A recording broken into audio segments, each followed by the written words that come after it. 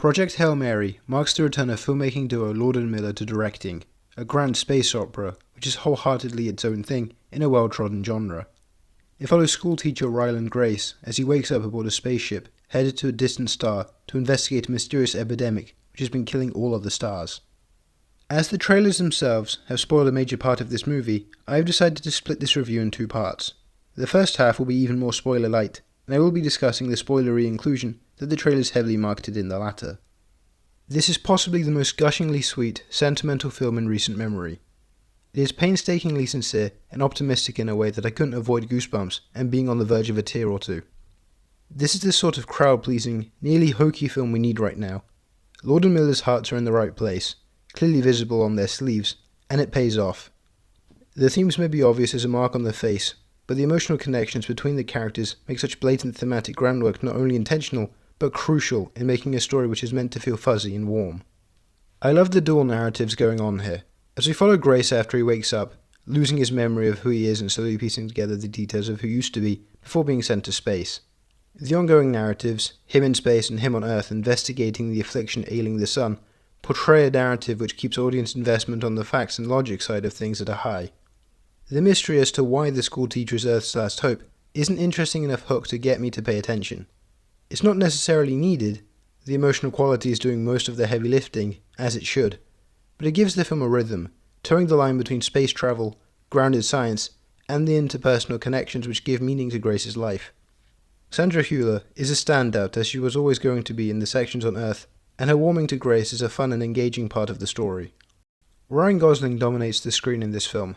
For the most part, he is the only human character on screen. You get a fair array of the modern Ryan Gosling acting spectrum in this one. There's the broad strokes comedy with his shrill screaming and physical movement, where he's running or being tossed about emblematic of his role in The Nice Guys. But, more importantly, you get the empathetic version of him. He's a screw-up, a coward who likes to keep his normal life, and then he's plunged into the space opera by forces out of his control. This is a movie where, for a significant portion, Gosling has to act without being able to bounce off of another on-screen actor, and he does so incredibly. For maybe half of this film, it's a chamber piece where Gosling's ability to emote is the spectacle, the reason to continue watching. Another key detail is the score for this film by Daniel Pemberton. There's a certain something to this score which feels so unique. It is unmistakably very sci-fi, if that makes sense. Just listening to it, it feels grand and operatic, hopeful like these scores typically do, a la John Williams with Star Wars. However, simultaneously, this is a whole new beast. The choral moments, with what I believe to be string instruments, coalesce into a musical spine with a vibe all its own. It really hammers in the optimistic, heart-in-its-sleeve narrative that Drew Goddard, Phil Lord, and Chris Miller clearly intended. This is also a film with masterful visuals. Considering the involvement of Greg Fraser as cinematographer, the breathtaking visual spectacle is really not a surprise. What is new, though, is the supposed absence of blue or green screens in the creation of the space sequences. This is what big-budget blockbuster movies should look like as a bare minimum.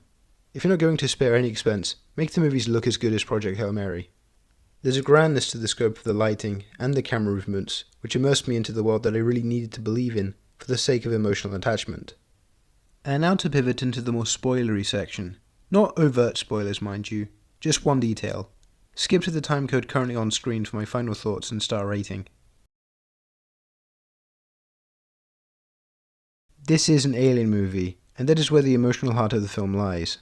Gosling is truly phenomenal, but I'd be lying if I didn't say that Rocky's the star of the show.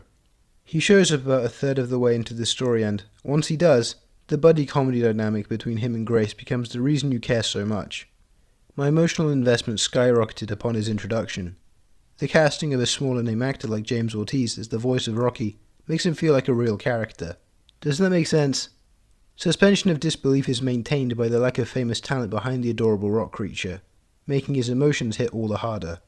That being said, how is it that the team behind this movie managed to make a faceless rock creature so emotive? No matter, it works, and all the best scenes feature Rocky and Grace's friendship.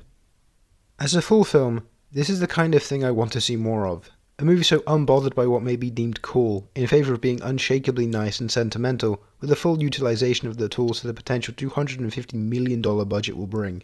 It's a needed reminder that big blockbusters require emotionally potent performances, like Gosling's in this. Project Hail Mary. 4.5 stars. Well, that's all. Keep on watching movies, and form your own opinions. See you in the next one.